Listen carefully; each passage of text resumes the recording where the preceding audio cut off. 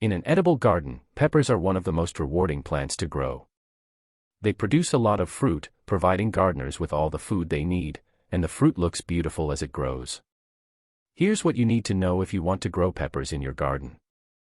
The best way to get a good crop is by planting the seeds indoors 8 to 12 weeks before your average last frost date. Fill the cells with damp seed-starting soil, or pre-moisten the peat pellets. Then place them into the trays. Plant seeds about 1/4 to 1/2 inch deep. Fill the holes back in, then gently press it down to make sure the seeds come in contact with the soil. Lightly mist the top of the soil with water. To help keep the soil warm and moist, place a clear plastic lid on top of the tray. Place the tray in a warm spot. If you can put it on top of a heat mat, that will help speed up germination. Otherwise, place it in the warmest spot you can, on top of the fridge or near a heat vent. If it's too cold, it will slow down germination, or the seeds may not grow at all.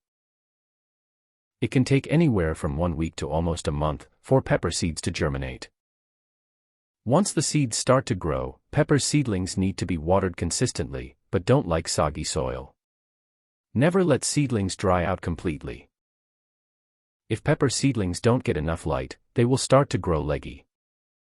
It's best to use a grow light. Hang a grow light a few inches above the tray as soon as they germinate, and keep it on for 14 to 16 hours per day.